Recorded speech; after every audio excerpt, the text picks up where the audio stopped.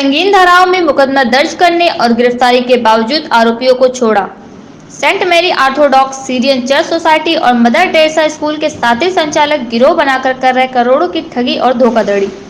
पहले तो चकेरी इंस्पेक्टर ने वादी को खुद ही उसके साथ 11 करोड़ की धोखाधड़ी करने वालों की गिरफ्तारी होने की जानकारी दी। फिर अचानक आरोपियों को थाने से भी छोड़ दिया।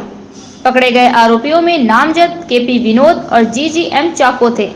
आरोपियों के खिलाफ कोर्ट के आदेश पर आईपीसी 420, 467, 468, 471, 120B आदि संगीन धाराओं में मुकदमा दर्ज किया जा चुका था।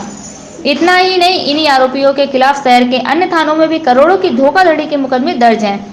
ये जानते हुए भी चकेरी पुलिस ठगी करने वाले इस गिरोह को वीआईपी ट्रीटमेंट दे रही है।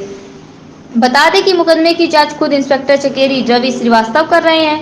चकेरी पुलिस की इस करिश्तानी से वादी हैरत में है और न्याय मिलने की उम्मीद नहीं है। बताया गया कि आरोपी उसकी जान के दुश्मन बन बैठे हैं। 10 करोड़ से ज्यादा की रकम डकार गए। आरोपित स्कूल की बिल्डिंग का निर्माण कराने के बाद नहीं कर रहे ठेकेदार को भुगतान। थाने चौकी के चक्कर लगाने के बाद कोर्ट के आदेश पर चकेरी थाने में दर्ज हुआ था मुकदमा। सेंट मेरी ऑर्थोडॉक्स सीरियन चर्च सोसाइटी और मदर टेरेसा स्कूल के 7 संचालकों ने हड़पी ठेकेदार की करोड़ों की रकम।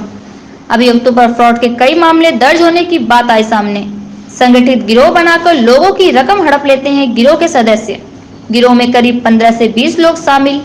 पैसा हजम कर विदेश भागने की फिराक में गिरोह के सदस्य। 10 तारीख को मुकदमे में वांछित 2 अभियुक्तों केपी विनोद और जीजीएम चाको को पुलिस ने लिया था हिरासत में।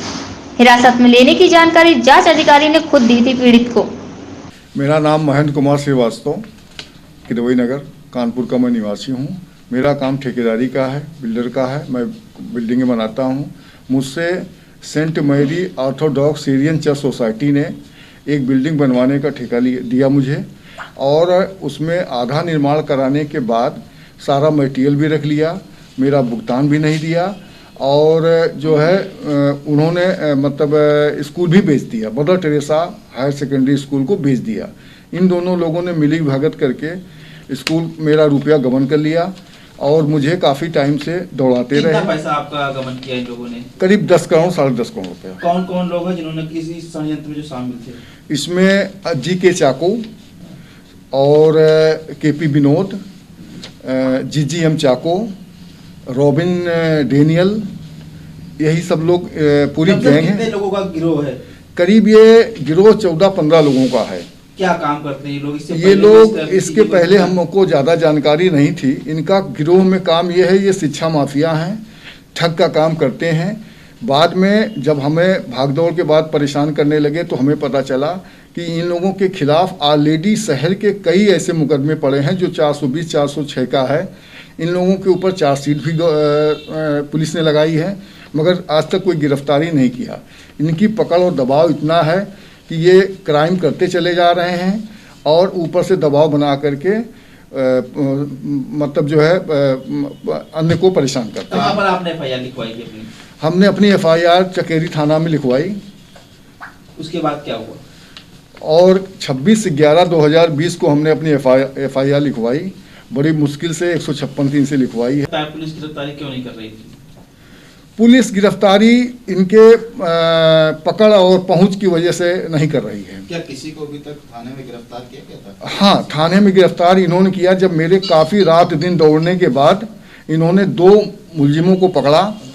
शाम के 4-5 बजे के आसपास जो है केपी विनोद को और जीजीएम चाको को पकड़ा। तो ये नामजद है मुकदमे में? मुकदमे में नामजद हैं। क्या उनको जेल भेजा गया? जेल नहीं भेजा गया। हमको ये बोला गया कि ये जेल जाएंगे, और इनको पकड़ के हवालात में बंद किया। मैंने अपनी आंखों से देखा कि हवालात में थे ये। रात के 12-1 बजे तक ये लोग थे। उसके बाद ये लोग, जब हमने सुबह पता किया तो ये लोग गायब थे। ये जानकारी आपको कैसे हुई कि ये उक्त लोग पकड़े गए थाने में? मुझे विवेचक साहब का फ़ोन आया मेरे पास कि 2 लोग पकड़े गए हैं, जिसमें जीजीएम चाको और केपी विनोद हैं, हवालात में बंद हैं, ये लोग जेल जाएंगे। कौन है विवेचक इसके? विवेचक हैं श्री रवि श्रीवास्तव, SHO चकेरी। उसके बाद से इन्होंने 2 लोगों को छोड़ दिया, तो आपसे क्या बोला, क्या बात बताया आपसे, किस वजह से छोड़ दिया? हमसे बोला कि ऐसा है, इन लोगों का ऊपर से काफ़ी दबाव है और हम इसीलिए इनको छोड़ रहे हैं। और हमें जब हमने जानकारी किया तो हमें बताया कि हमने कहा सर आपने छोड़ा क्यों, जब इतनी गंभीर धाराओं में ये लोग यहाँ पे लिप्त हैं और अन्य मेरे अलावा 4 मुकदमे इनके ऊपर चल रहे हैं, आपने पकड़ा तो आपने इन्हें छोड़ा क्यों? तो बोले कि ऐसा है कि हमने एक गारंटी पे छोड़ा है। वो पेपर मेरे को दिखाया, वो गारंटी जिस व्यक्ति ने लिया वो भी अज्ञात में मुलजिम है। वो वहाँ का अज्ञात मुलजिम के कहने पे 15 तारीख को डेट उन्होंने दिया है कि 10 बजे 15 जनवरी को 10 बजे ये लाने के लिए बोला है। जब से अपराधियों को छोड़ा गया है तब से मेरे लिए इतना सरदर्द बना हुआ। मेरे घर की रेकी कर रहे हैं, मुझे रास्ते में रोक करके गालियाँ दी और जान से मारने की धमकी दी। मेरे पूरे परिवार को धमकी दे रहे हैं कि हम उठा ले जाएंगे, हम बाहर के लोग हैं, हमारा जो है काफ़ी पकड़ है, तुम नहीं जानते हो, तुम वो मुकदमा वापस ले लो। माननीय मुख्यमंत्री जी से हमारी विनती है कि आप भ्रष्टाचार के खिलाफ जिस तरह से कर रहे हैं उस तरह से हमारी मदद करिए, हमारे परिवार की रक्षा करिए। आपसे यही मेरी विनती है, मुझे न्याय दिलाइए।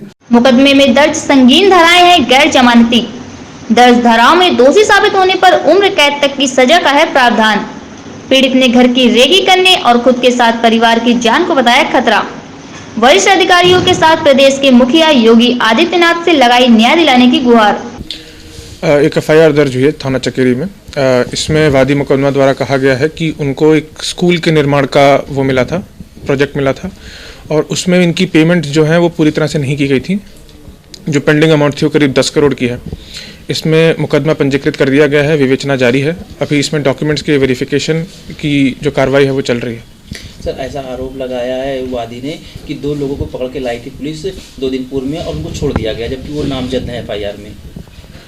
2 लोगों को पुलिस ने पकड़ा था।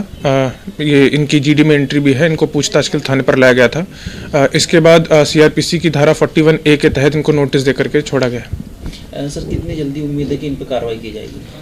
विवेचना जारी है और जैसे ही तथ्य प्रकाश में आते हैं इसमें पूरी कार्रवाई विधिक रूप से की जाएगी। सर, इसमें एक ऑडियो भी वायरल हुआ था जिसमें जो आयु साहब है और वादी मुकदमा है, कहने में ये आ रहा है कि 2 लोगों की बातचीत, जिसमें आयु द्वारा ये कहा गया है वादी को संतुष्ट करते हुए कि इनको जेल भेजा जाएगा। तो जाहिर तौर पर आई थिंक इन्वेस्टिगेशन करके ही कहा गया होगा। तो उनको छोड़ने की वजह क्या थी अगर कहने के बाद कुछ कहते? FIR में जो धाराएं हैं वो संज्ञेय अपराध की कैटेगरी में आती हैं और अगर इसमें इनका अपराध पुष्ट हो जाता है तो इसमें जेल होगी।